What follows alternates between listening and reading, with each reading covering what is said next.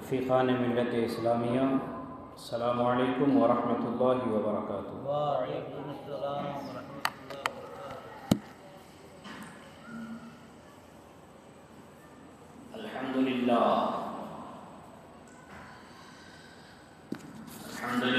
وکفی والصلاة والسلام علی سیدنا محمد المصطفى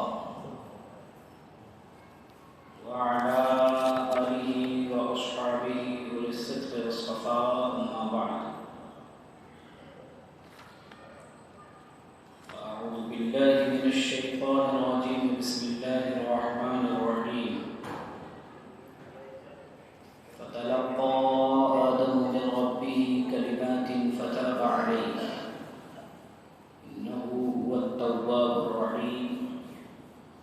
آمنت بالله صدق الله مولانا العظيم،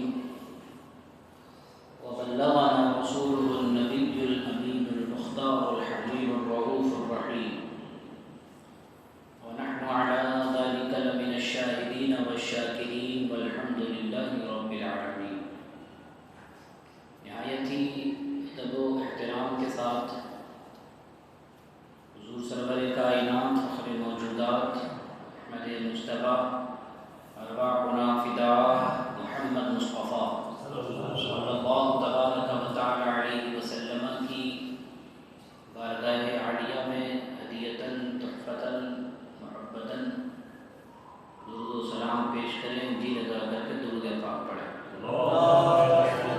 اللهم صل على سيدنا ومولانا محمد وعلى آله وأصحابه وبارك وسلم، صلاة وسلاما عليك يا سيدي يا حبيبي يا رسول الله صلى الله تعالى عليك وسلم۔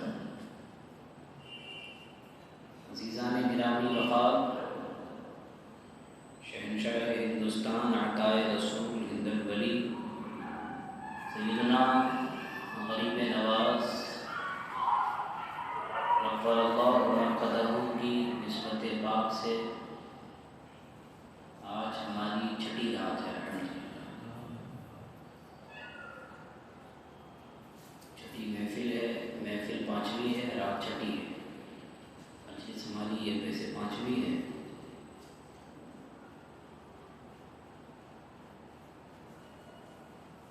دعا کریں کہ رب لم یزل ہماری تمام محافل کو، مجالس کو اپنی بارگاہ میں قبول فرمائے۔ تمام راتوں کے صدقے میں اور آج کی رات کے صدقے غریب نواز کے توسل سے ان تمام محفل کو ہمارے لیے بخشش اور نجات کا ذریعہ بنائے۔ حضرات گرامی وقار، کل تک ہم نے اور آپ نے یہ بات سنی تھی کہ اللہ تبارک و تعالی نے حضرت آدم علی نبینا وعلیہ الصلاۃ والتسلیم اور آپ کی زوجہ محترمہ حضرت سیدتنا حوا رضی اللہ تبارک و تعالی عنہا کا نکاح فرمایا جنت کے اندر، اور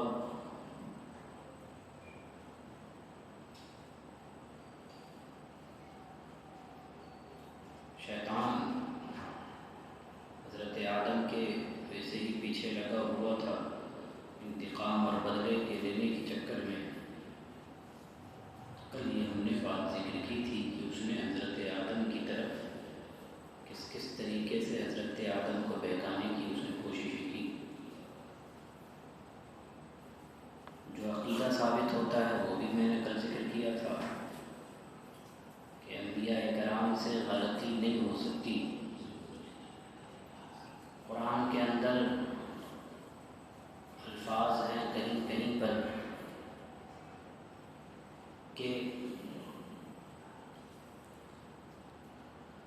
اللہ تبارک و تعالیٰ کے اس نبی نے یعنی حضرت آدم نے اپنے رب کی معصیت کی۔ معصیت کا مطلب اگر ہمارا اور آپ کا مطلب ہو کہ فلانے انسان میں معصیت کی تو مطلب ہوتا ہے گناہ کرنا، لیکن جب یہی لفظ اللہ تبارک و تعالی اپنے محبوب بندوں کے لیے استعمال فرمائے تو پھر ہمارے لیے حد ادب ہے۔ ظاہر سی بات ہے کہ اللہ میرا بھی رب ہے، اللہ نبیوں کا بھی رب ہے۔ بھائی نبیوں کا وہ مالک ہے، وہ مالک ہو کر کے جو جیسی زبان میں اپنے محبوبوں سے بات کرنا چاہے اس کی مرضی ہے، لیکن جو الفاظ اس نے اپنے نبیوں کے لیے استعمال فرمائے تو ہم وہی الفاظ نبی کے لیے استعمال نہیں کر سکتے۔ کر سکتے ہیں ہم وہ الفاظ استعمال نہیں کر سکتے۔ اس کی میں بہت آسان سی مثال ہوں۔ مثال کے طور پر ایک بادشاہ ہے، بادشاہ کا پورا دربار ہوتا ہے۔ بادشاہ سے مثال کے طور پر کوئی غلطی ہو گئی اور بادشاہ کے ماں باپ بھی زندہ تھے۔ اب ماں باپ نے کھڑے ہو کر کے بھری زبان میں بادشاہ کو سنانا شروع کر دیا اور جو من میں آیا ماں باپ نے بولنا شروع کر دیا۔ بادشاہ کے دربار میں ایک چوکیدار بھی تھا، وہ بھی یہ ساری باتیں سننا تھا۔ اب جو الفاظ ماں باپ نے اپنے بیٹے بادشاہ کے لیے استعمال کیے وہ اگر چوکیدار سن کر کے وہی لفظ بادشاہ سے بولنا چاہے تو بول سکتا ہے؟ نہیں بول سکتا۔ کیوں؟ ظاہر ہے کہ وہ ماں بیٹوں کا، باپ بیٹوں کا معاملہ ہے اور اس کی حیثیت چوکیدار کی ہے، تو جس کی جو حیثیت ہے اللہ نے دنیا میں رکھی ہے، تو بغیر کسی تشبیہ و تمثیل کے جو میں نے آپ کو مثال سمجھائی، اسی طریقے سے رب کا اور رب کے محبوب بندوں کا معاملہ ہے۔ اللہ نے کہیں کہیں پر ایسے ایسے الفاظ قرآن میں استعمال فرمائے تو وہ رب ہے، وہ مالک ہے۔ اب ہمیں یہ حق نہیں پہنچتا دیا قرآن میں ہے تو چلو ہم بھی ایسے لفظ بولیں گے، نہیں، یہ ان کی بارگاہوں کے ادب کے خلاف بات ہوگی۔ تو بہرحال قرآن کریم کے اندر کئی جگہ میں نے آپ کو عرض کیا کہ عصى آدم ربه فغوى، کہ آدم نے اپنے رب کی معصیت کی، ان سے لغزش واقع ہوئی، اور یہ خطا کون سی خطا تھی یہ کل میں نے آپ کو سمجھایا تھا، اس کی بہت آسان سی زبان میں کل آپ کے سامنے یہ بات میں نے رکھی تھی۔ تو بہرحال حضرات گرامی وقار، اللہ تبارک و تعالی نے حضرت سیدنا آدم، حضرت سیدتنا حوا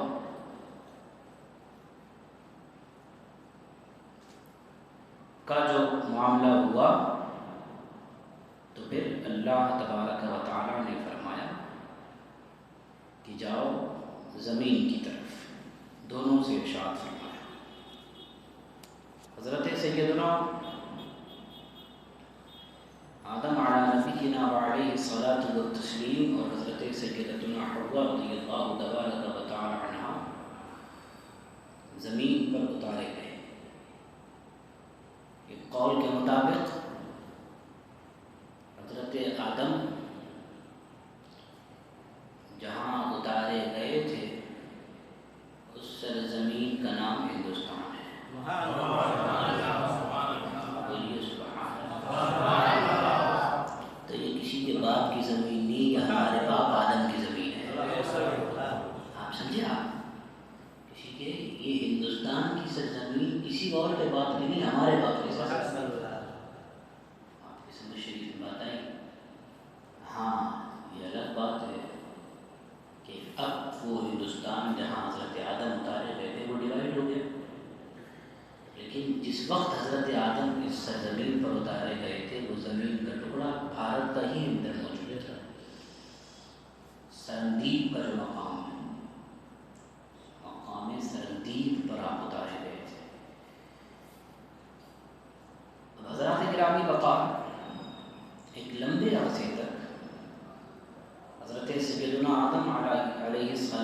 تسلیم اللہ کی بارگاہ میں روتے رہے، گڑ گڑاتے رہے، گریہ گزاری کرتے رہے، اسی رب نے، جس رب نے جنت سے ان دونوں ہستیوں کو دنیا میں بھیجا تھا، اسی رب نے حضرت آدم کی توبہ قبول فرمائی۔ یہ رب کی حکمتیں، مشیتیں میں نے آپ سے کل بات عرض کی تھی۔ اگر حضرت آدم اس دنیا میں نہیں آتے تو میں اور آپ کہاں ہوتے؟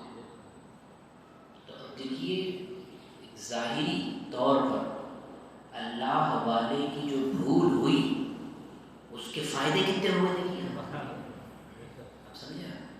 ایک اللہ والے کی بھول سے ساری دنیا آباد ہے۔ وہ خطا اجتہادی کہیں یا عقیدے کے معاملے میں جو بھی بات کہیں، تو قرآن کہتا ہے فَتَلَقَّى آدَمُ مِن رَبِّهِ كَلِمَاتٍ، پیدا فرمایا اللہ نے، جنت میں رکھا اللہ نے۔ اور بعض حضرات کہتے ہیں کہ اللہ نے جو یہ کہا تھا نا کہ درخت کے قریب مت جاؤ، اور جب شیطان نے ان کو بہکانے کی کوشش کی تھی تو اس وقت باقاعدہ حضرت آدم کے دماغ سے یہ بات ختم کر دی گئی تھی کہ اللہ نے منع بھی کیا۔ تو اس بات کو مٹایا بھی کس نے؟ اللہ نے۔ دنیا میں بھیجا بھی کس نے؟ اور توبہ بھی قبول عطا کیا۔ توبہ کرنے کا طریقہ بھی اللہ ہی بتا۔ تو حضرات گرامی وقار، قرآن کہتا ہے کہ پھر آدم نے اپنے رب سے کچھ کلمات سیکھ لیے، فتاب علیہ، تو اللہ نے آدم کی توبہ قبول فرمائی۔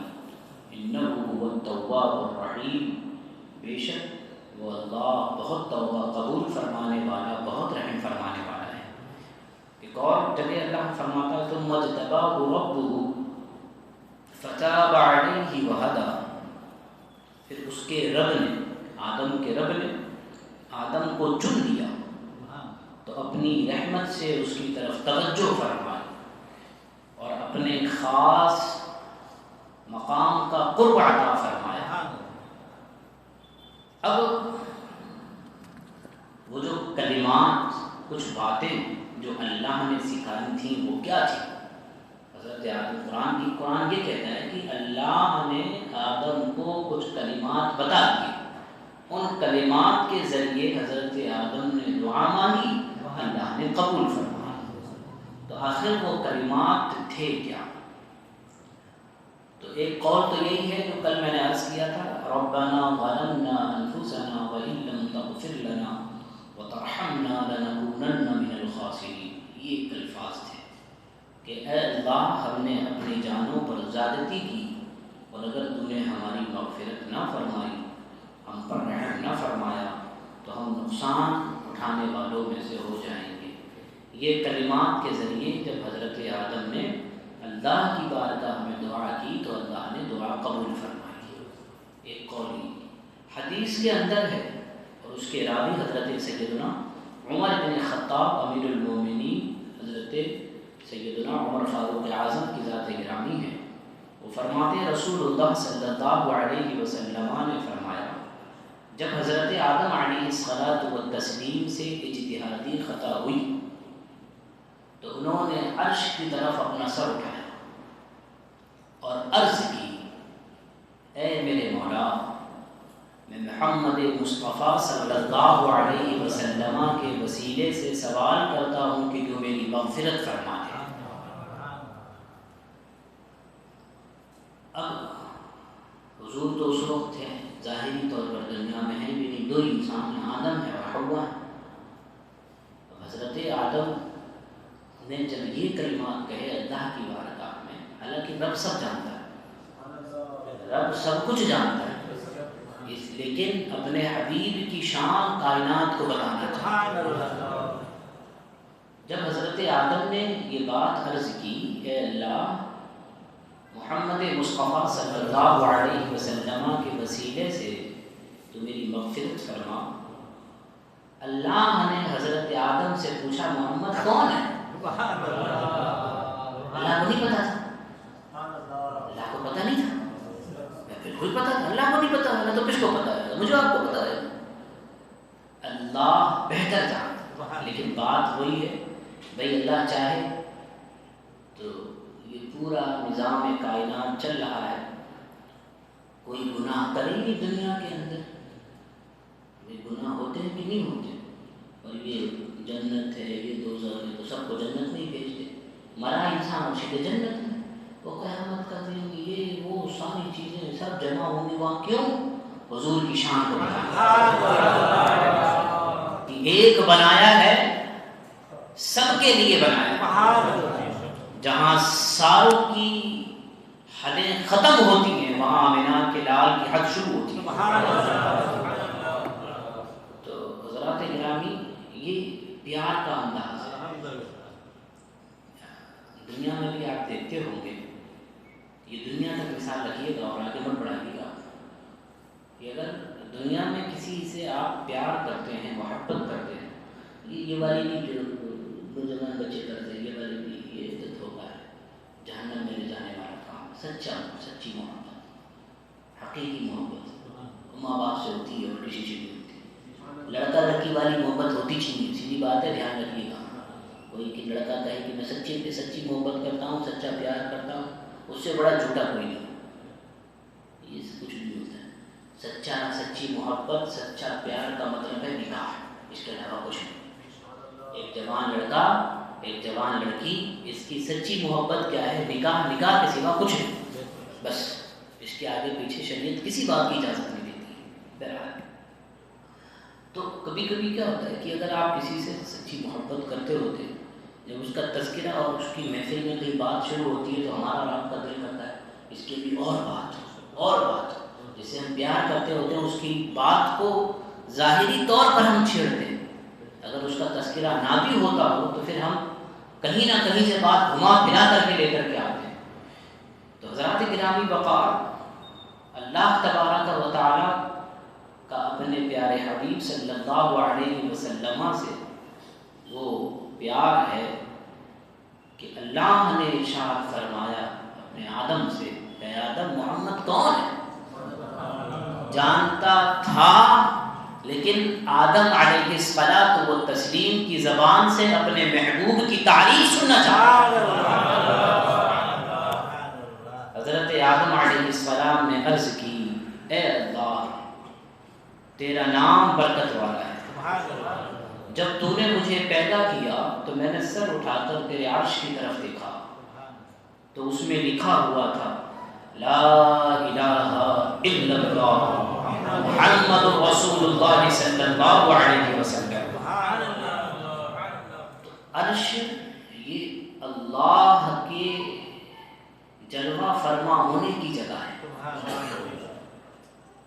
اور اس عرش کے پائے پر یہ کلمہ مبارکہ لکھا ہوا، تو حضرت آدم عرض کرتے ہیں اللہ جب میں نے یہ کلمہ دیکھا تو میں فوراً سمجھ گیا کہ تیری بارگاہ میں اس شخص سے زیادہ کسی کا مرتبہ اور مقام نہ ہوگا جس کا نام تو نے اپنے نام کے ساتھ لکھا ہوا۔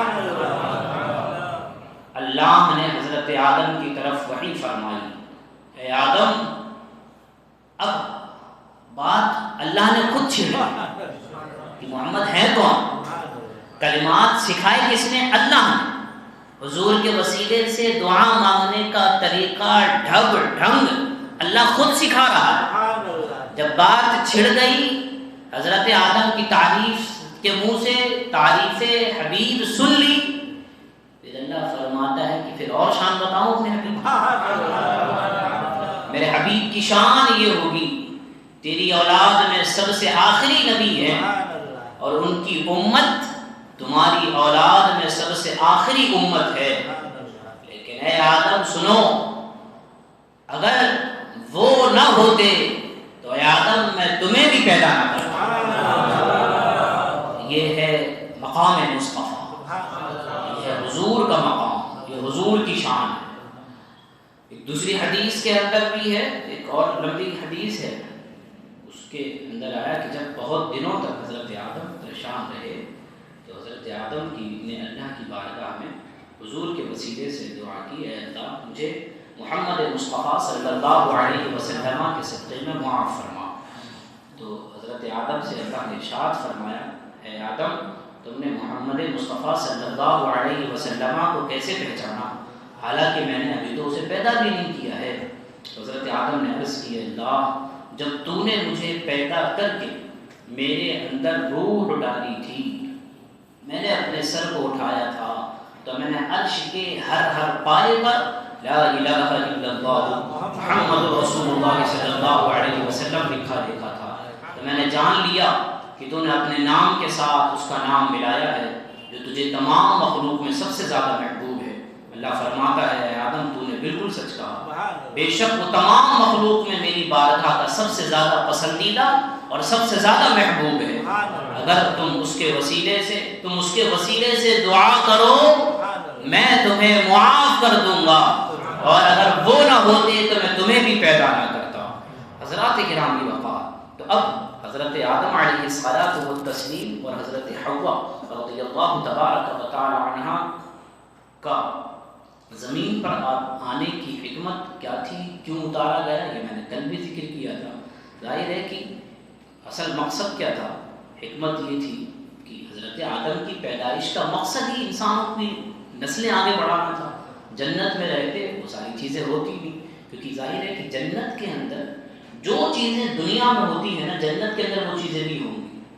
بچوں کی پیدائش ہے, نسل انسانی کی بڑھوتری ہے, یہ ساری چیز جنت کے اندر نہیں ہوتی. تو اب اس چیز کے لیے نسل انسانی بڑھے, نسل آدمی بڑھے, تو اس کی افزائش اور اس کی ترقی کے لیے اللہ تبارک و تعالیٰ نے اس مقصد کو پورا کرنے کے لیے زمین کا انتخاب فرمایا اور انسانوں کے لیے ایک دارالامتحان بنایا ہے.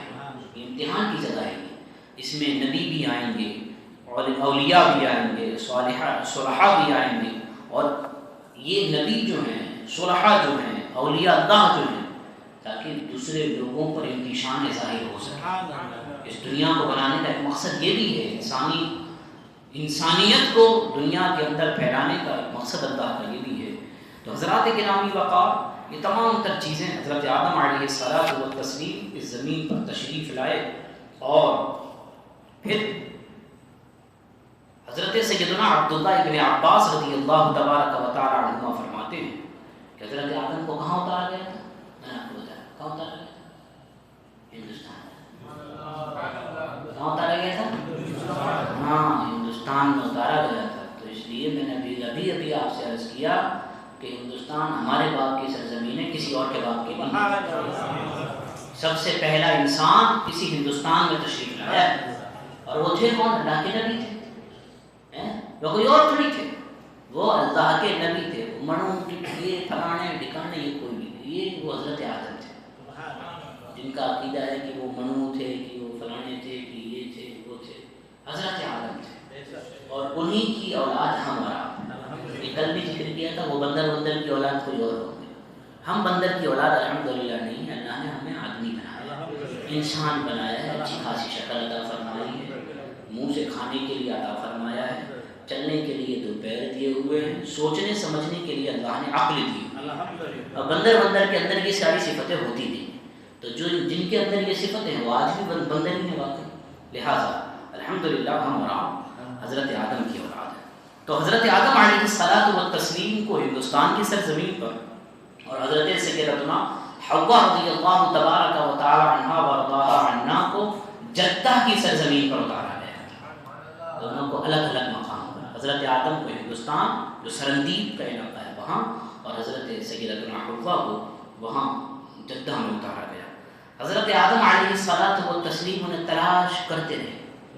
بھئی جنت میں ساتھ تھے, اب یہاں اتارے گئے الگ الگ. اب یہاں میں نے اس دن بھی عرض کیا تھا کہ یہاں چونکہ جناتی آباد تھے پہلے سے. اب حضرت آدم علی نبی کے نام علیہ السلام, یہ حدیث ہے حضرت عبداللہ ابن عباس کا قول, میں آپ کو سنا رہا ہوں. حضرت سیدنا عبداللہ ابن عباس فرماتے ہیں حضرت آدم علیہ الصلوۃ والتسلیم ان کی تلاش کرنے نکلے, اور پھر عرفات کے میدان میں ان دونوں کی ملاقات. تھوڑا پہلے آگے تشریف لے آئیں آپ لوگ, ادھر سے تھوڑا سا اس طرف سے بھی آ جائیں. ٹیکا ویکا چھوڑیں, جوان لوگ ہیں آپ ماشاء اللہ, جو بوڑھے لوگ ہیں وہ بھلے ٹیکا لگائیں. آپ جوان لوگ کہاں ٹیکا لگا کر کے بیٹھے ہوئے تھے, وہ فروز بھائی بیٹھے ہوئے ماشاء اللہ, ہاں ساجد بھائی بیٹھے ہوئے, ٹیکا لگا کے ابھی بتائیے. جوان لوگ ہیں بھی, اور ٹیکا ابھی سے عادت ہوگی. درود شریف پڑھی اللہم صلی علی سیدنا و مولانا محمد وعلی آلہ واصحابہ وبارک وسلم صلاۃ و سلام علیک یا رسول اللہ صلی اللہ علیہ وسلم. تو حضرت سیدنا آدم علیہ الصلاۃ والتسلیم اور حضرت سیدتنا حوا رضی اللہ تعالی عنہا کی ملاقات ہوئی عرفات کے میدان میں. تاریخ تھی 9 ذی الحجہ. تو جب سے جدائی ہوئی تھی، جنت سے زمین پر اتارے گئے، یہ پہلی ملاقات ہے. حضرت عبداللہ ابن عباس فرماتے ہیں، اور دونوں کا پھر یہاں پر آپس میں میل ملاپ ہوا. دونوں کی جان پہچان ہوئی کہ ارے ہم تو دونوں ساتھ میں جنت میں تھے. اور عربی میں جان پہچان کو عرفہ کہا جاتا ہے، تو اس لیے اس جگہ کا نام مقام عرفہ اور اس دن کا نام بھی عرفہ کا نام. آپ کی سمجھ شریف میں بات ہے. مقام عرفات، عرفات کا معنی ہوا پہچاننے کی جگہ، عرفات کا میدان، اور عرفہ کا معنی ہوتا ہے جان پہچان. تو اب 9 ذی الحجہ کو حضرت آدم اور حضرت حوا کی ملاقات ہوئی، اور چونکہ دن اور جو کہ جگہ جو تھی وہ عرفات کا میدان تھا، تو وہاں حضرت آدم کی ملاقات ہوئی. ایک عرصہ دراز تک اللہ کی بارگاہ میں توبہ و استغفار کرتے رہے. تو حضرت ہمارے آقا صلی اللہ علیہ وسلم فرماتے ہیں کہ اگر حضرت داؤد علیہ الصلاۃ والتسلیم اور تمام اہل زمین کا رونا اور حضرت آدم علیہ الصلاۃ والتسلیم کے رونے سے موازنہ کیا جائے تو آپ کی رونے کے برابر کوئی دنیا میں نہیں رویا ہے. حضرت آدم اتنا روئے ہیں کہ حضرت آدم اور حضرت ایک دوسرے نبی حضرت داؤد علیہ السلام، یہ 2 نبی ایسے ہیں کہ اگر ان دونوں کے رونوں کو جمع کیا جائے، رونے کو جمع کیا جائے، ان دونوں کے رونا ایک طرف اور ساری کائنات کا رونا ایک طرف، اور پھر بھی حضور فرماتے ہیں کہ ساری کائنات کا رونا ان دونوں کے رونے کے برابر نہیں. کتنا انہوں نے آنسو بہائے ہوتے ہیں. اب بعض علماء کے نزدیک یہ بھی قول ہے کہ حضرت آدم نے جنت میں ہی اپنے لغزش سے توبہ کر لی، اور وہیں اسے قبول بھی کیا گیا، اور زمین پر آپ کی گریہ گزاری، رونا عاجزی اور انکساری کی بنا پر. لیکن جب بعض علماء یہ بھی کہتے ہیں کہ جب زمین پر تشریف لائے اور ایک مدت مدیدہ تک توبہ اور استغفار میں مشغول رہے، اسی لیے حضرت آدم علیہ الصلاۃ والتسلیم بھی اور حضرت سیدتنا حوا رضی اللہ تبارک و تعالی عنہا، یہ دونوں ایک لمبے زمانے تک روتے رہے، اور اللہ تبارک و تعالی نے ان دونوں کی توبہ کو قبول فرمایا. اور کس کے صدقے میں قبول فرمایا؟ حضور کے صدقے. حضور کے صدقے میں اللہ نے جناب آدم کی توبہ قبول فرمائی. حضرات گرامی وقار، حضور کریم صلی اللہ تبارک و تعالی علیہ وسلم کی ایک فرمان مبارک ہے کہ جب اللہ تبارک و تعالی نے حضرت آدم علیہ السلام کو جنت سے زمین کی طرف روانہ فرمایا تو انہیں جنت کے کچھ پھل عطا فرمایا. کچھ جنت کے پھل تھے، اور چونکہ سکھا تو ہر چیز دی تھی اللہ نے. میں نے 2 دن پہلے عرض کیا تھا کہ جب اللہ نے تخلیق فرمائی حضرت آدم کی تو فرشتوں کے سامنے بطور چیلنج یہ پیش کیا تھا کہ اگر تمہیں وہ سارا علم ہے جو علم میں نے اپنے آدم کو عطا فرمایا ہے تو بتا کر کے دکھاؤ. جب حضرت آدم کو ساری کائنات کا علم دیا تو حضرت آدم کو فرشتوں کے سامنے اللہ نے پیش فرمایا تھا. تو ہر چیز کی اللہ نے کاریگری بھی سکھائی تھی. حضرت آدم کو جنت کا پھل عطا فرمایا اور ہر چیز کی کاریگری عطا فرمائی کہ تو جو ہے تمہارے یہ دنیا بھی جنتوں کے پھلوں میں سے پھل ہے، لیکن جو ہے جنتی پھل حضور فرماتے ہیں جو جنتی پھل ہے وہ بدلتا نہیں ہے، دنیا کا پھل بدل جاتا ہے. اسی طریقے سے ایک قول یہ بھی ہے کہ سب سے پہلے حضرت آدم علی نبینا وعلیہ الصلاۃ والتسلیم نے اس دنیا میں آنے کے بعد کام کیا کیا؟ نماز کی ادائیگی فرمائی. نماز پہ نہیں بولو گے، ہاں مجھے پتا ہے، نیاز پہ بولو گے، نماز پہ نہیں بولو گے. نیاز کا نام آ جائے ابھی تو بہت زور سے سبحان اللہ نکلتی ہے. نماز میں چونکہ محنت لگتی ہے نا، اس لیے حضرات گرامی وقار، حضرت آدم نے حضور فرماتے ہیں سب سے پہلا کام نماز پڑھنا. اگر جوڑا جائے بات میں سے بات کو، تو جو حضرت آدم کی اولاد ہے اور جو مسلمان ہے اس کے لیے سب سے زیادہ ضروری کام کیا ہے؟ کیا ہے؟ نماز کے بغیر چارہ ہے ہی نہیں۔ نماز کے بغیر چارہ کسی صورت میں نہیں، کسی بھی صورت میں نماز کے بغیر چارہ نہیں ہے۔ یہ میں نہیں کہتا، یہ حضور فرماتے ہیں، یہ اللہ کے رسول فرماتے ہیں کہ اللہ کے رسول صلی اللہ علیہ وسلم نے فرمایا کہ تمام اچھے کاموں کی بنیاد اسلام پر رکھی گئی۔ یعنی اگر ایک انسان اچھے کام کرتا رہے لیکن ایمانی نہیں ہے تو پھر کسی کام کے اس کے اچھے کام نہیں۔ آپ سمجھے آپ؟ یعنی اس کا پھل کل جنت کے اندر یا قیامت کے اندر اس کو وہ بدلہ نہیں ملے گا۔ کافر انسان ہے، چیریٹی کرتا ہے، خیرات کرتا ہے، صدقات کرتا ہے، اسکولز بناتا ہے، ہاسپٹلز بناتا ہے، کافر ہے، تو اللہ تبارک و تعالیٰ اس کے تمام بدلے اسی دنیا میں عطا فرماتا ہے۔ سارے کا سارا بدلہ ان کو یہیں مل جاتا ہے، یہیں عطا کر دیا جاتا ہے۔ قیامت کے دن جو بدلہ ملے گا وہ صرف مومنوں کو عطا۔ اب حضور فرماتے مفہوم مبارک ہے کہ تمام اچھائیوں کی بنیاد اسلام پر رکھی گئی، پھر اسلام لانے کے بعد تمام اعمال کی بنیاد نماز پر رکھی گئی۔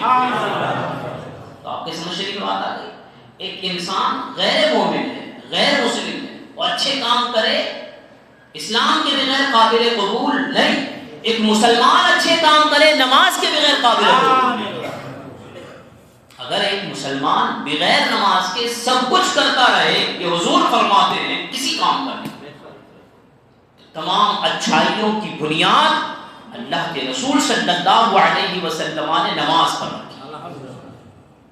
تو ایسے لوگ بھی ہیں دنیا 365 دن مسجد کا منہ نہیں دیکھتے، اور آٹو پہ دیکھو بات کرتے ہوئے ایسے ملیں گے کہ اسلام کے سب سے بڑے ٹھیکیدار یہی تھے، کس کو کب کہاں داخل کرنا ہے، جنت میں جہنم میں، وہ سب فیصلے آپ کو آٹو پہ مل جائیں گے کرتے ہوئے۔ مسجد میں خود نہیں آتے 365 دن۔ کچھ لوگ تو ایسے بھی ہیں، آپ کو اٹھا کر کے دیکھیں گے تو آپ کو تھوک بھاؤ میں مل جائیں گے۔ ایسے لوگ کو ڈھونڈنے کی ضرورت نہیں ہے، ہول سیل بھاؤ میں ہمارے یہاں مل جائیں گے۔ تو اللہ تبارک و تعالیٰ اپنے حفظ و امان میں رکھے، اللہ نیکیوں کی توفیق عطا فرمائے۔ ہمیشہ اللہ سے دعا کریں۔ کل بھی میں نے عرض کیا تھا کہ کتنا کچھ بھی ہو جائے رب کی بارگاہ میں دعا سے پیچھے نہ ہٹا، ہمیشہ رب کی بارگاہ میں۔ قرآن کہتا ہے، یہ آج ہی آیت کریمہ میں نے پڑھا ہے، ادعوا ربکم تضرعا وخفیا انہ لا یحب المعتدین، کہ اپنے رب سے مانگا کرو، اپنے رب سے مانگا کرو، اپنے رب سے مانگا کرو، قرآن کہتا ہے۔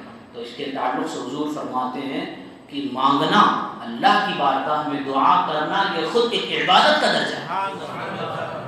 جب انسان مانگتا ہے تو اس کا مطلب کیا ہوا؟ انسان نے اپنے آپ کو کمتر سمجھا، اے اللہ میرے پاس یہ چیز نہیں ہے، تو عطا کر۔ تو انسان اپنی اوقات پر آیا، انسان کو اپنی اوقات پتہ لگ گئی کہ یہ چیز دینے والی ذات رب کی ہی ہے، اور اگر نہیں مانگتا ہے تو اس کا مطلب یہ ہے کہ انسان اپنی اوقات سے اوپر چلا گیا ہے۔ یہ حدیث کے اندر ہے، یہ بات حدیث کے اندر ہے، باقاعدہ حضور فرماتے ہیں، مفہوم حدیث ہے۔ تو اس لیے اپنے رب سے مانگا کرو، جو ہو اس پر شکر ادا کیا کرو دعا کی شکل میں، اور جو آپ کو اگر نہیں مل رہا ہے بس دعا یہ کیا کرو، اے اللہ جو میرے حق میں بہتر ہو اسے عطا فرما۔ میں نے آپ کو پرسوں کے دن غالباً ایک مثال پیش کی تھی۔ ماں باپ جانتے ہیں کہ بیٹے کے لیے بہتر چیز کیا ہے، ماں باپ بہت اچھے سے جانتے ہیں۔ اگر لڑکا چھوٹا سا بچہ ہو، چاقو مانگے، چھری مانگے ہاتھ میں اور پیٹ میں گھسانے لگے تو ماں باپ نہیں گھسانے دیتے، مارنے پیٹ میں نہیں دیتے۔ کیوں؟ ماں باپ کو پتہ ہے کہ اس کے ہاتھ میں چھری جائے گی تو پیٹ میں مارے گا، تو پیٹ میں تو دور کی بات، اس کے ہاتھ میں چھری لینے بھی نہیں دیتے۔ تو جب ماں باپ کو یہ پتہ ہے تو رب تو میرا رب ہے، وہ بہتر جانتا ہے کہ میرے لیے کیا اچھائی ہے، میرے لیے کیا بری چیز ہے۔ عسیٰ ان تکرہوا شیئا وہو خیر لکم وعسیٰ ان تحبوا شیئا وہو شر لکم۔ قرآن کہتا ہے بہت ساری چیزیں ایسی ہیں جو تمہیں لگتی ہیں کہ تمہارے لیے اچھی ہیں، لیکن اللہ جانتا ہے کہ وہ تمہارے لیے اچھی نہیں، اور کچھ چیزیں ایسی ہیں جو تم یہ چاہتے ہو کہ یہ تمہارے لیے بری ہیں، لیکن اللہ جانتا ہے کہ تمہارے لیے بہتر ہے تو اللہ وہ بہتر عطا فرماتا ہے۔ رب کی رضا پر راضی رہنا چاہیے، جو میرا رب دے رہا ہے میرے رب تیرا شکر ہے۔ تو حضرات گرامی وقار، تو اس لیے خشوع اور خضوع کے ساتھ حضرت آدم علیہ نبینا علیہ الصلاۃ والتسلیم پر باقاعدہ سب سے پہلا حکم نماز کا نازل ہوا ہے۔ تو دنیا کے اندر، کائنات انسانی کے اندر اگر اللہ کی طرف سے سب سے پہلا حکم کوئی آیا ہے تو نماز کا ہے۔ باپ سمجھتے نماز کی اہمیت کتنی ہے، اور کوئی حکم اللہ نے حضرت آدم پر نازل نہیں فرمایا، سب سے پہلا حکم نماز کا عطا فرمایا۔ تو نماز کی شروعات ہوگی تو آگے باقی کام شروع ہوں گے۔ اور حضرت سیدنا عمر بن خطاب رضی اللہ تبارک و تعالی عنہ نے حضرت کعب ابن احبار رضی اللہ تبارک و تعالی عنہ سے فرمایا کہ حضرت کعب احبار جو تابعی ہیں، آپ ہمارے دیکھیے یہاں ذاکر بھائی موجود ہیں، ایک دن ان کا دبئی سے فون آیا تھا کہ حضرت کعب احبار کا مزار دبئی کے کسی علاقے میں ہے، تو ان کی حاضری ہوئی ہے۔ تو اس تعلق سے مجھے یاد آ گیا، ان کی بات یاد آ گئی، وہی حضرت کعب احبار جو حضرت سیدنا صدیق اکبر کے زمانے مبارکہ میں ایمان لے کر کے آیا، لیکن توریت و انجیل کے زبردست ماہر، زبردست ماہر۔ اور توریت و انجیل کا چلی بات آ گئی تو میں بات عرض کر دوں کہ توریت و انجیل کے اندر باقاعدہ اللہ تبارک و تعالیٰ نے ہمارے تعلق سے، حضور کے تعلق سے، حضور کے صحابہ کے تعلق سے اتنا کلیئر کٹ بیان فرمایا تھا کہ جو توریت انجیل پڑھتے تھے انہیں بالکل حضور کا اتنا یقین تھا جتنا یقین اپنے بیٹوں کا ہوتا ہے۔ باقاعدہ ایک صحابی ہیں حضرت دحیہ کلبی رضی اللہ تعالیٰ عنہ، جب حضور صلی اللہ علیہ وسلم نے مدینہ منورہ اور باقی دنیا کے آس پاس کے بادشاہوں کو خطوط لکھنا شروع کیے، خط لکھنا شروع کیے کہ بھئی ایمان لے کر جاؤ، اللہ پر ایمان لے کر جاؤ، تو روم کا بادشاہ تھا ہرقل بادشاہ، اس کے پاس حضرت دحیہ کلبی گئے۔ حضرت دحیہ کلبی گئے تو اس ہرقل بادشاہ نے آپ کی بڑی خدمتیں کی، وہ ایمان لایا نہیں لایا یہ ایک الگ بحث ہے اور علماء کی مختلف علماء کے اقوال ہیں، لیکن اس نے حضرت دحیہ کلبی کی بہت خدمتیں کی اور آپ کی بہت عزت کی۔ پھر آپ کو ایک کمرے میں لے گیا، کمرے میں لے جانے کے بعد بالکل تنہا تنہا کوئی نہیں تھا وہاں، کمرے کا دروازہ کھول کر کے جب اندر لے گیا تو وہاں اس کے ہاتھ سے اسکیچ کی ہوئی 3 تصویریں بنائی ہوئی تھیں، اس نے 3 تصویریں اس نے بنائی ہوئی تھی۔ حضرت دحیہ کلبی سے پوچھتا ہے اس کو جانتے ہو کون ہے؟ تو حضرت دحیہ کلبی نے فرمایا ہاں کون ہے؟ کہا ایک تو ہمارے آقا کی ذات ہے اور ایک ابو بکر و عمر ہے۔ حضرت دحیہ کلبی سوچنے لگے کہ یار اس کی ملاقات ہمارے آقا سے ہوئی نہیں ہے، اب بھائی کسی کو دیکھنے کے، کسی کا اسکیچ اگر آج کے زمانے میں بھی بنائے تو بھائی کسی کو دیکھ کر کے بنائیں گے نا، اگر آپ پرنٹنگ بھی کرتے ہیں تو جو چیز آپ نے دیکھی ہوگی اس کو پرنٹ کریں گے۔ حضرت دحیہ کلبی نے پوچھ لیا کہ آپ ایمان لاؤ یا نہیں لاؤ لیکن مجھے اس کا معاملہ حل کرو یہ بات۔ تو وہ کہتے ہیں ہرقل بادشاہ کہ میں چونکہ توریت کا جانکار ہوں، توریت میں تمہارے نبی اور ان دونوں حضرات کا ایسی وضاحت موجود ہے، جو میں پڑھتا گیا باقاعدہ میں نے تصویر اتار لی، اتنی واضح طریقے سے توریت و انجیل میں حضرت آدم، حضرت ابو بکر و عمر اور ان کے آقا جناب تاجدار کائنات صلی اللہ علیہ وسلم کے تعلق سے پیشین گوئی موجود ہے۔ تو حضرات گرامی وقار، یہی حضرت کعب احبار رضی اللہ تبارک تعالیٰ عنہ وارضاہ عنہ بہت زبردست توریت و انجیل کے ماہر، اور چونکہ یہ پہلے عیسائی تھے اور بعد میں ایمان لے کر کے آئے۔ تو اب حضرت فاروق اعظم رضی اللہ تبارک و تعالیٰ عنہ نے حضرت کعب احبار سے پوچھا کہ مجھے خانہ کعبہ کے بارے میں کچھ بتاؤ کہ اس کا پہلے زمانے میں کیا معاملہ تھا۔ اس زمانے میں تو ہم دیکھ رہے ہیں کہ جب حضور کریم صلی اللہ علیہ وسلم نے اعلان نبوت فرمایا تو حضور کے ماتحت آ گیا، قبضے میں آ گیا۔ اس سے پہلے کہ جو ہمارے ظاہری زندگی تھی تو ابو جہل وغیرہ اور یہ سارے جو سرداران قریش تھے وہ اس کی حفاظت کیا کرتے تھے. لیکن اس سے پہلے جو کتابیں آسمانی کتابیں ہیں اس میں اس بیت اللہ کے تعلق سے کیا کانسیپٹ موجود ہے. حضرت کعب احبار رضی اللہ تبارک و تعالیٰ عنہ نے عرض کی اللہ تبارک و تعالیٰ نے حضرت آدم کے ساتھ اس گھر کو آسمان سے نازل فرمایا. بیت اللہ جو ہے خانہ کعبہ جو ہے خانہ کعبہ کو اللہ نے حضرت آدم کے ساتھ نازل فرمایا اور فرماتے ہیں یہ کھوکھلے یاقوت ہیرے موتی ہوتے یاقوت سے بنا ہوا تھا.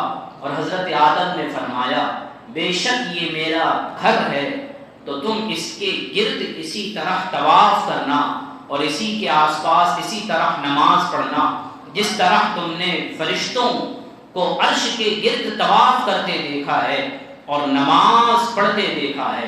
یعنی اللہ نے حضرت آدم سے یہ فرمایا اللہ تبارک و تعالیٰ کہ اسی طریقے سے چونکہ اگر میں کہوں آپ سے اگر سمجھا سکوں اللہ کرے تو بھئی ظاہر ہے کہ ہم نماز کس طرح منہ کر کے پڑھتے ہیں قبلے کی طرف کعبے کی طرف. ٹھیک ہے. اب مثال کے طور پر چلیے یہاں سے تو خیر بہت دور ہے خانہ کعبہ مکہ معظمہ کے اندر ہی کوئی انسان ہے. اب وہ جو مکہ ٹاور کلاک ٹاور ہے اتنے اوپر جا کر کے اگر کوئی نماز پڑھے تو کعبہ تو نیچے رہ گیا اور انسان اگر 20ویں مالے پہ جا کر کے نماز پڑھے تو پھر اس کا منہ کدھر ہوگا. اس کا منہ کعبہ نیچے رہ گیا. یا آپ سمجھ لو کوئی گراؤنڈ فلور پر جا کر کے بالکل انڈر گراؤنڈ ہے تو کعبہ تو اوپر چلا گیا یہ انسان نیچے آ گیا. اب اس کا منہ کس طرف ہے اگر کوئی اس طریقے سے نماز پڑھ رہا ہو تو یہ بات دھیان رکھیے. اصل میں یہ میں نے اب ایسی بات چھیڑ دی ہے جو آپ مجھے سمجھانی پڑے گی. ایسی بات چھیڑ دی میں نے جو مجھے سمجھانی پڑے گی. قبلہ یا کعبہ کہتے ہیں اس گھر کو نہیں کہا جاتا ہے. اس گھر کے اوپر سے لے کر کے ساتویں زمین تک جو ہوا ہے جو گھر ہے اس کے ڈائریکشن میں یہ گھر ہو گیا خانہ کعبہ ہے. اس کے اوپر کہاں تک عرش اعظم تک کہاں تک عرش اعظم تک. اور اگر بالکل آپ ایگزیکٹ سمجھیں اسی کے جسٹ اوپر بیت المعمور بنایا گیا جو فرشتوں کا قبلہ ہے. یہ بالکل بیت المعمور کے نیچے خانہ کعبہ ہے. تو جو ہوا ہے خانہ کعبہ کے چاروں طرف آسمان اور بیت المعمور سے لے کر ساتویں زمین تک اس چیز کا نام قبلہ ہے. ورنہ تو ہم ادھر منہ کر کے نماز پڑھ یہاں کہاں قبلہ دکھتا ہے. تو خانہ کعبہ کے ارد گرد یہ پوری جو ڈائریکشن ہے اوپر سے لے کر ساتویں زمین پر. اب کوئی ساتویں زمین میں بھی جا کر کے نماز پڑھے تو چونکہ اس ہوا کا نام اس فضا کا نام قبلہ ہے تو وہاں پر بھی وہ فضا پائی جا رہی ہے لہٰذا اس کا منہ قبلے کی طرف ہوگا. چلیے اللہ کا شکر ہے کہ سمجھا پایا آپ کو.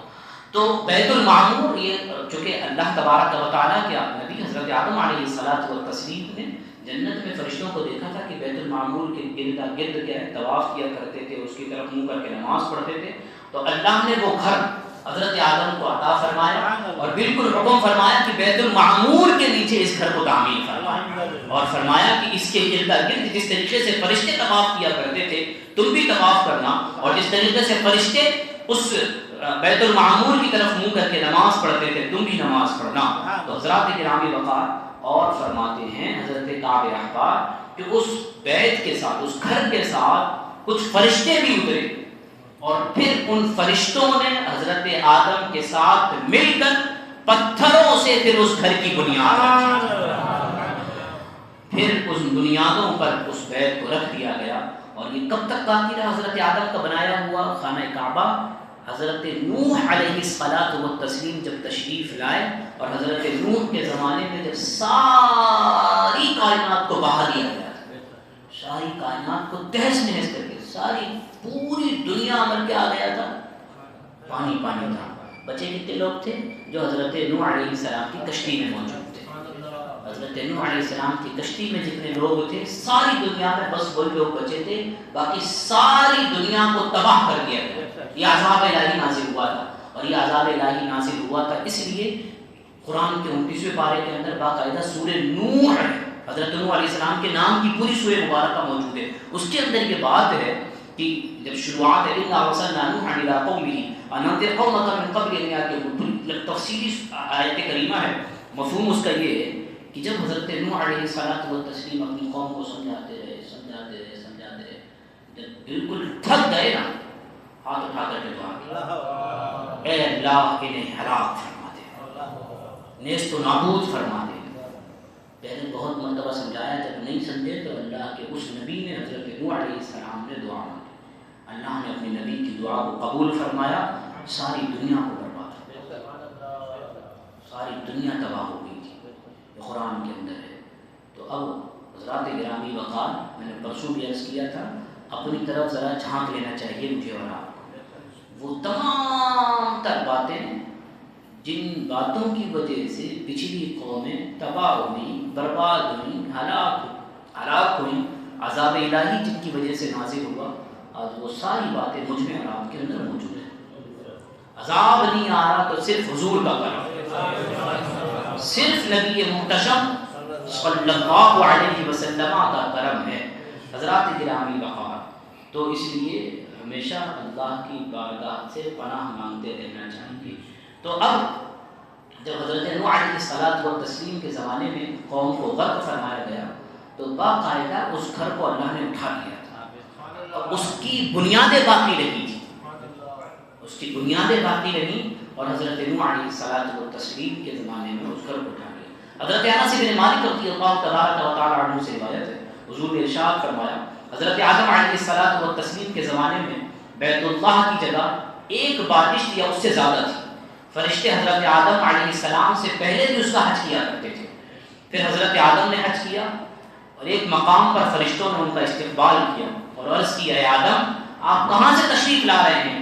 انہوں نے فرمایا، میں نے بیت اللہ کا حج کیا ہے. فرشتوں نے عرض کی، بے شک آپ سے پہلے صرف فرشتے اس کا حج کیا کرتے تھے، تو اب جو اس کا حج کرتے ہیں وہ فرشتوں کی سنت ادا کرتے ہیں. اور حج کے تعلق سے میں بہت مرتبہ آپ کے سامنے عرض کر چکا ہوں، بہت سخت حکم ہے. اگر حج فرض ہونے کے بعد حج نہ کیا جائے تو باقاعدہ حضور کریم صلی اللہ علیہ وسلم کی دعائے ہلاکت ہے ایسے انسان کے بارے میں. حضور فرماتے ہیں حج فرض ہونے کے بعد اگر انسان حج نہ کرے تو وہ چاہے یہودی ہو کر مرے چاہے نصرانی ہو کر مرے، ہمارا اس سے کوئی تعلق نہیں. کتنے سخت حکم ہے حضور کا. حج فرض ہونے کے بعد اگر حج نہیں کرے، حضور فرماتے ہمارا اس سے کوئی تعلق نہیں. حج فرض ہونے کے لیے کتنا پیسہ ہونا چاہیے؟ حج کمیٹی میں آج کتنے پیسے لگتے ہیں؟ 4.5-5 لاکھ روپے لگتے ہیں. 4.5-5 لاکھ روپے لگتے ہیں. 4.5-5 لاکھ روپے یہ، اور پیچھے جب جائیں گے تو 40 دن کا گھر خرچہ ہو، بیوی بچے پل سکے، اتنا سا پیسہ چاہیے، اس کے علاوہ نہیں چاہیے. 4.5-5 لاکھ روپے یہ، اور 40 دن جب جتنے دن آپ جا رہے ہیں اتنے دن پیچھے کیا ہے گھر بار بانوں کا خرچہ ہونا چاہیے. اس سے زیادہ اگر پیسہ ہے انسان کے پاس، ایسے ہر انسان پر حج فرض ہے، ایسے ہر انسان پر حج فرض ہے. سمجھے آپ؟ تو گھر بنا لوں، یہ کر لوں، دکان خرید لوں، کہ یہ خرید لوں، یہ کچھ ضروری نہیں. حج پہلے ضروری ہے. تو باقاعدہ جب حدیثیں آپ پڑھیں تو رونگٹے کھڑے ہو جائیں گے. فرماتا ہے حضور کہ اللہ اس کا کوئی عمل قبول نہیں فرماتا. حج فرض ہونے کے بعد جو حج نہیں کرے، نماز فرض، یہ وہ چیزیں ہیں جو اللہ رسول نے بالکل لازم فرمائی ہوئی ہے. اس لیے لوگ کیا ہے عمرے پہ عمرے کرتے رہتے ہیں. یہ جو عمرہ کرنے چلو فلانا، جو اللہ نے حج فرض کیا ہے اس کی ادائیگی نہیں کرتے. عمرہ کرنے چلے جائیں گے، عراق کی زیارت، بغداد کی زیارت، یہ ضروری نہیں ہے. غوث پاک پہلے ضروری نہیں ہے، پہلے اللہ رسول سے کہیں. اللہ رسول کا دامن پکڑیں گے تب تو غوث پاک کام آئیں گے. اب کوئی غیر مسلم خالی غوث پاک کا نام کا وظیفہ پڑھتے رہے کچھ کام آئے گا اس کو؟ جب تک اللہ رسول پر ایمان لے کر کے نہیں آتا ہے. تو حضرات ہاں یہ ایک بات الگ ہے کہ غوث پاک کے نام کا وظیفہ پڑھے تو برکت اس کے اندر ہو جائے، اس کے صدقے میں اللہ ایمان کی دولت عطا فرما دے، یہ ایک الگ بات ہے.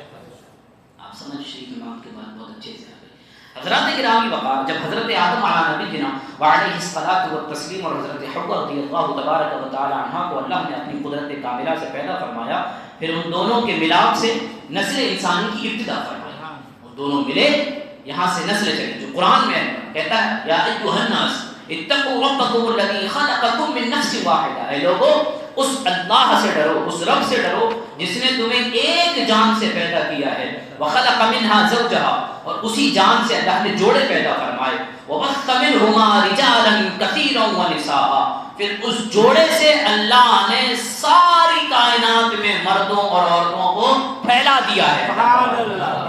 تو حضرات گرامی وقار، اب آپ یہ ہے کہ حضرت آدم اور حضرت حوا کا نکاح تو جنت میں ہم نے کل کروایا ہی تھا، اب جب اس دنیا میں آئے، میل ملاپ ہوا، اور جب نسل انسانی بڑی، حضرت آدم کی اولاد ہوئی، اب ان کے درمیان دستور کیا تھا؟ نکاح وغیرہ کا۔ تو باقاعدہ یہ روایت ہے کہ حضرت حوا رضی اللہ تبارک و تعالی عنہا 20 یا 40 مرتبہ حاملہ ہوئی، 20 یا 40 مرتبہ پریگننٹ ہوئی حضرت حوا رضی اللہ تعالی عنہا، اور قدرت کا نظام یہ تھا کہ ہر پریگننسی میں، ہر حمل میں ایک ساتھ 2 بچے پیدا ہوتے تھے، ہر مرتبہ ایک ساتھ کتنے بچے؟ 2 بچے پیدا ہوتے تھے، ایک لڑکا اور ایک لڑکی، ایک لڑکا اور ایک لڑکی، قدرت کا نظام ہے۔ آپ کو پتہ لگنا چاہیے کہ آپ شروعات کیسے ہوئی ہے آپ کی، ہاں یہ آپ کے کام کی بات ہے کہ ہماری اور آپ کی شروعات ہوئی کیسے، آپ کو یہی نہیں پتا ہو تو پھر کیا پتا ہے نہیں ہے۔ تو حضرت آدم علیہ نبی کے نام علیہ الصلاۃ والتسلیم کی نسل چلی کیسے؟ حضرت حوا رضی اللہ تبارک و تعالی عنہا 20 یا 40 مرتبہ کیا ہے حاملہ ہوئی، اور ہر حمل میں 2 بچے، ایک لڑکا اور ایک لڑکی پیدا ہوتے۔ حضرت آدم اب ہوا جب یہ دونوں جوان ہو جاتے، لڑکا لڑکی جوان ہو جاتے، تو حضرت آدم علیہ الصلاۃ والتسلیم ایک حمل کے لڑکے کا اور دوسرے حمل کی لڑکی کا ساتھ میں نکاح فرما دیا۔ پہلے ایک لڑکا ایک لڑکی پیدا ہوئے، پھر دوسرے حمل میں دوسرا ایک لڑکا ایک لڑکی پیدا ہوئی، تو پہلے حمل میں جو لڑکا تھا وہ اور ادھر جو لڑکی تھی اس کا آپس میں نکاح ہو جاتا، ادھر کی لڑکی ادھر کا لڑکا، بعد والے کی لڑکی بعد والے کا لڑکا، اس طریقے سے یہ سسٹم آگے چلا۔ تو ایک ظاہر ہے کہ انسانیت تو آگے بڑھنا تھی، تو سسٹم کیا ہونا چاہیے؟ تو اس سسٹم سے اللہ تبارک و تعالیٰ نے کائنات کو آگے بڑھایا۔ تو ایک تو اللہ کا باقاعدہ حکم بھی یہ تھا، ایک تو یہ حکم بھی تھا اللہ کی طرف سے، دوسرا یہ تھا کہ حضرت انسان صرف حضرت آدم کی اولاد ہی میں سے ہی ہونے کے تھے، اسی لیے اللہ تبارک و تعالیٰ نے کسی جنس سے دوسرے جنس سے اللہ چاہتا تو بھائی کسی اور دوسری جنس سے بھی اللہ انسان کو پیدا فرما دیتا، لیکن اللہ نے حضرت آدم سے ہی یہ نسل انسانی چلائی، ٹھیک ہے۔ ان ہی اولاد میں ایک 2 لڑکے پیدا ہوئے جن کا تذکرہ قرآن کے اندر ہے، ایک کا نام تھا قابیل اور ایک کا نام تھا حابیل۔ حابیل اور قابیل پیدا ہوئے جن کے ساتھ ایک لڑکی بھی پیدا ہوئی، 2 لڑکے تھے اور ایک لڑکی۔ اب قابیل کے ساتھ جو لڑکی پیدا ہوئی، جو قابیل کے جوڑے کے ساتھ پیدا ہوئی تھی، وہ بڑی خوبصورت تھی اور اس کا نام علماء اور مفسرین نے اقلیمہ رکھا ہے، بتایا ہے، جبکہ حابیل کے ساتھ پیدا ہونے والی لڑکی لیوزا اس کا نام تھا، وہ تھوڑی کم خوبصورت تھی۔ حضرت آدم علیہ الصلاۃ والتسلیم کی شریعت چل رہی تھی، دستور کیا تھا کہ پہلے نکاح میں جو لڑکا ہے وہ اور دوسرے پہلے حمل میں جو لڑکا ہے وہ اور دوسرے حمل کی جو لڑکی ہے وہ، ان کا آپس میں نکاح ہوتا۔ اسی دستور کے مطابق قابیل کا نکاح حضرت آدم نے لیوزا سے اور حابیل کا اقلیمہ سے کرنا چاہا، تو قابیل اس پر راضی نہیں ہوا، قابیل اس پر راضی نہیں ہوا اور مطالبہ یہ کیا کہ میرا نکاح اقلیمہ کے ساتھ ہی کیا جائے، یعنی جو اس کے ساتھ پیدا ہوئی تھی، جو بہن اس کے ساتھ اس کی پیدا ہوئی تھی قابیل کے ساتھ، تو حضرت آدم سے اس نے یہ کہا کہ جو میرے ساتھ میری جوڑی پیدا ہوئی تھی اسی کے ساتھ میرا نکاح کیا جائے۔ اور حضرت آدم نے طے کیا فرمایا کہ حابیل کے ساتھ جو لڑکی پیدا ہوئی تھی اس کا نکاح قابیل کے ساتھ، اور قابیل کے ساتھ جو لڑکی پیدا ہوئی تھی اس کا نکاح حابیل کے ساتھ طرح کرا۔ یہ سسٹم چل رہا تھا۔ اب وہ اس بات پر اڑ گیا، تو حضرت آدم نے سمجھایا، اسے ارشاد فرمایا بھائی اقلیمہ تیرے ساتھ پیدا ہوئی ہے تو وہ تیری سگی بہن ہے، وہ تیری بہن ہے، اس کے ساتھ تیرا نکاح حلال نہیں ہے۔ قابیل کہنے لگا یہ تو آپ کی رائے ہے، یہ تو آپ کا حکم ہے، اللہ کا حکم تھوڑی ہے، اللہ نے یہ حکم نہیں دیا۔ اس پر آپ علیہ الصلاۃ والتسلیم نے فرمایا اگر تم یہ سمجھتے ہو تو تم دونوں اپنی اپنی قربانیاں پیش کرو، اپنی اپنی قربانی پیش کرو، جس کی قربانی قبول ہو گئی وہی اقلیمہ کا حقدار ہوگا۔ تو اس زمانے میں قربانی قبول ہونے کی علامت یہ تھی، دعائیں قبول ہونے کی علامت قربانی قبول ہونے کی علامت، گناہ قبول ہونے کی، دعا قبول ہونے کی علامت یہ تھی، گناہ سے اگر توبہ کر لی، توبہ قبول ہونے کی علامت یہ تھی کہ آسمان سے آگ اترتی تھی۔ اور مثال کے طور پر حضرت موسیٰ وغیرہ کے زمانے کے تعلق سے بھی قرآن کے اندر ذکر ہے کہ جو بھی جانور وغیرہ ہوتا وہ جانور وغیرہ کھلے آسمان میں رکھ دیا جاتا، پھر اس زمانے کا جو نبی ہوتا وہ دعا کرتا، اے اللہ اس کی توبہ قبول فرما۔ آسمان سے آگ اترتی، اس قربانی کے جانور کو کھا جاتی، تب سمجھا جاتا تھا کہ اس کی دعا قبول ہو گئی، اس کی توبہ قبول ہو گئی۔ اور اگر آسمان سے اترنے والی آگ اس قربانی کو نہیں کھاتی تو یہ سمجھا جاتا تھا، یہ نشانی تھی کہ ابھی اس کی دعا وغیرہ قبول ہوئی نہیں ہے۔ تو اب یہ سسٹم چلا اور حضرت آدم علیہ نبینا علیہ الصلاۃ والتسلیم نے دونوں کی دعائیں قبول ہونے کی یا قربانی قبول ہونے کی یہ شرط رکھی۔ پھر آگے کیا ہوا انشاءاللہ کل بیان کریں گے انشاءاللہ العزیز، کل بیان کیا جائے گا۔ نیاز بھی ہے چونکہ آپ حضرات کو بھوک بھی لگتی ہوگی اور زیادہ تر کا دھیان، بہت ساروں کا دھیان اس طرف بھی ہوگا، تو اس لیے انشاءاللہ العزیز کل سے پھر یہیں سے ہم شروع کریں گے۔ تو آج کا جو سب سے اہم سبق ہے وہ اس نصیحت کہہ لیجیے یا کچھ کہہ لیجیے، وہ یہ ہے کہ اس دنیا میں جو سب سے پہلی عبادت شروع ہوئی ہے اس کا نام نماز ہے۔ اس کائنات میں جو سب سے پہلی عبادت شروع ہوئی ہے اس کا نام کیا ہے؟ نماز۔ اس کا نام کیا ہے؟ نماز۔ ہم اور آپ ظاہر ہے حضرت آدم کی اولاد ہیں اور اللہ نے کرم یہ فرمایا ہے کہ حضور کا غلام بنایا ہے، تو اس لیے نماز نہیں جانی چاہیے، کسی بھی صورت میں نماز ہاتھ سے نہیں جائے۔ لوگ زبردستی کے بہانے بناتے ہیں، زبردستی کے فالتو کے بہانے بناتے ہیں، پڑھنے والے کے لیے کوئی بہانہ نہیں، نہ پڑھنے والے کے لیے ہزار بہانے موجود ہیں۔ اور میں نے عرض کر دیا تھا کہ آپ یہ سوچتے ہو کہ ہماری کوئی اوقات ہے؟ دنیا میں جب کوئی کسی کے گھر بغیر اجازت کے نہیں جا سکتا تو رب کے گھر بغیر اجازت کے کوئی کیسے آ سکتا ہے؟ تو رب کا فضل ہے، اگر نماز کے اندر گھر کے اللہ کے گھر میں آ رہے ہیں آپ اور آپ کی پیشانی رب کے بارگاہ میں جھک رہی ہے تو اپنے رب کا شکر ادا کیا کریں، اے میرے رب تیرا شکر ہے کہ تو نے اس قابل بنایا ہے کہ تو اپنے گھر میں مجھے بار بار دن میں 5 وقت بلا رہا ہے۔ اگر نہیں بلا رہا تو پھر اپنا محاسبہ کرنا چاہیے، ہمیں اپنے بارے میں سوچنا چاہیے کہ کون سی ایسی غلطی ہے کہ جو مجھے میرا رب اپنے گھر میں نہیں بلا رہا۔ یہ قرآن کہتا ہے وَمَنْ أَعْرَضَ عَنْ ذِكْرِي فَإِنَّ لَهُ مَعِيشَةً ضَنْكًا وَنَحْشُرُهُ يَوْمَ الْقِيَامَةِ أَعْمَىٰ۔ آپ کیا سمجھتے ہیں کہ جب رب ناراض ہوتا ہے تو کیا کرتا ہے؟ آپ کے بیوی بچے لے لے گا آپ سے؟ رب ناراض ہوگا تو رزق کے دروازے بند کر دے گا؟ نہیں، بلکہ باقاعدہ روایتوں میں آیا جب رب ناراض ہوتا ہے تو سب سے پہلے سجدے کی توفیق چھین لیتا ہے۔ یعنی اگر کوئی نماز نہیں پڑھتا ہو نا، سمجھ جانا چاہیے رب کی بارگاہ کا مردود انسان ہے۔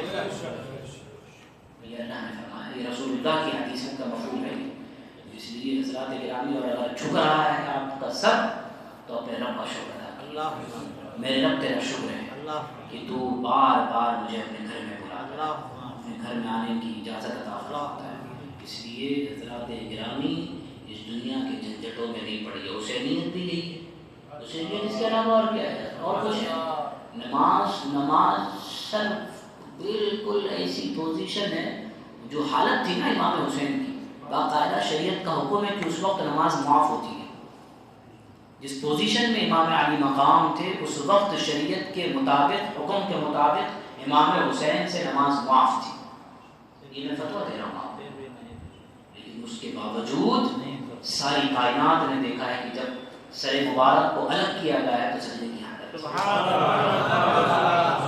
تو صرف سبحان اللہ بس، کوئی حسینی ہم نماز کوئی اور پڑھے، کام سارے یزیدی والے، سب یزید والے کام ہے ہمارے اور آپ کے، بڑی سیدھی سیدھی سی بات ہے۔ اس لیے حسین بنیے، حسینیت کو سمجھنے کی کوشش کیجیے، حسینی مشن کو سمجھنے کی کوشش کیجیے، جن مقصد کے لیے امام حسین نے اپنا سب کچھ قربان کر دیا، آج انہی مقصد کے پیچھے ہم اور آپ نہ تو دوڑ رہے ہیں نہ کچھ سمجھ میں آ رہے ہیں۔ ہاں یزیدیوں نے جو کام کیے تھے وہ سارے کام آج ہم کرنے کو تیار ہیں۔ اس لیے حضرات گرامی وقار، بہت آپ کو سوچنا سمجھنا ہے، اور میں صرف اتنی سی بات کہتا ہوں آپ سے کہ کچھ مت کرو، صرف اتنا گھر پر جا کر کے آرام سے جب لیٹنا رات کو آنکھیں بند کرنا اور صرف اتنی بات سوچنا کہ جو کام کر رہا ہوں کیا یہ کام کر کے امام حسین سے کل قیامت کے دن ملاقات کر لوں گا. بس اتنی سی بات، آگے پیچھے کوئی بات نہیں. صرف تنہا جب ہو نا، بالکل تنہائی میں ہو، کوئی نہیں ہو، آپ دیکھتے ہو، آپ کا رب دیکھتا ہو اور امام حسین آپ کی نیت کو دیکھتے ہو، اس وقت اپنے دل سے خود پوچھے لینا کہ میں کام کر رہا ہوں، کیا ان کام کو کر کے کیا میں امام حسین کا سامنا کر سکتا ہوں. اگر واقعی دل سے آواز آ جائے نا ہاں کر سکتے ہو، تو سمجھ لینا کہ ہاں میں حسینی مشن پر ہوں. اور اگر دل سے آواز نہیں آئے نا کہ نہیں، یہ سارے کام انہوں نے کیے تھے جنہوں نے یزید نے کیے تھے، جو کام ہے، جتنے کام ہیں، جو خرافات امام حسین کے نام پر، امام حسین کے نام پر خرافات کرتے ہیں لوگ، آپ اندازہ کیجیے. امام حسین کی شہادت کو ہم نے مذاق بنا لیا، امام حسین کی شہادت کو مذاق بنا کر کے رکھا ہے، دھندا بنا کر کے رکھا ہے، لوٹ مار کا بازار گرم کیا ہوا ہے امام حسین کے نام پر. اس سے بڑی اور بے دردی اور افسوس کی بات اس قوم کے لیے کیا ہو کہ جس مشن کے لیے امام نے سب کچھ قربان کر دیا، اسی مشن پر آج یہ قوم چلنے کو تیار نہیں، بلکہ اس اپوزٹ جو پارٹی تھی اور اپوزٹ جو پارٹی کام کیا کرتی تھی، آج وہ سارے کام حسین ہی کرتے نظر آ رہے ہیں. زناکاری دیکھ لیجیے، بے حیائی دیکھ لیجیے، بالکل عورتوں میں بے پردگی دیکھ لیجیے، آپ ساری چیزیں. اس لیے حسینی بنیے، حسینی بننے کی کوشش کیجیے اور دعا کیجیے کہ اللہ حسینی لوگوں میں حشر و نشر فرمائے، حسینیوں کے ساتھ اللہ قیامت کے دن اٹھائے، اللہ یزید کے ساتھ ہمارا حشر نہ فرمائے. حضور نے فرمایا جیسا جس کے ساتھ جیسا کام کرو گے اسی کے ساتھ اٹھائی بھی جاؤ گے قیامت. یہ حضور فرماتے ہیں. آپ کہاں کون سی دنیا میں جی رہے ہیں؟ آپ کام کرو یزید والے اور سوچو کہ حسین کے ساتھ اٹھائے تھے، تو یہ تو حضور کے بھی خلاف بات ہے اور عقل کے بھی خلاف بات ہے. جب کام آپ جو ہے بی جے پی والے کرتے ہو اور آپ کو سوچ یہ ملے کہ کانگریس سے ٹکٹ مل جائے تو کیسے ہوگا؟ یہ تو دنیا کی بات ہے، سیدھی بات ہے. آپ کو الیکشن کا ٹائم آئے اور منچ سجا ہو کانگریس کا، وہاں جا کر کے بھاشن دیں اور ٹکٹ کس سے لیں؟ بی جے پی سے جا کے. کام چلے گا ایسے؟ یا تو بی جے پی والے ہاتھ ماریں گے یا کانگریس والے ہاتھ ماریں گے. جب یہ بات سمجھ میں آتی تو قیامت کا دن اتنا آسان سمجھ لیا آپ نے، حسین کو اتنا آسان سمجھ لیا کہ جو کرتے رہو اپنے سینے سے لگا لیں گے آپ کو. سمجھ میں بات آ رہی ہے آپ نے؟ اس لیے اللہ رحم فرمائے، اللہ کرم فرمائے، اللہ ہماری اس محفل پاک کو اپنی بارگاہ میں قبول فرمائے. آمین یا رب العالمین. السلام علیکم ورحمۃ اللہ.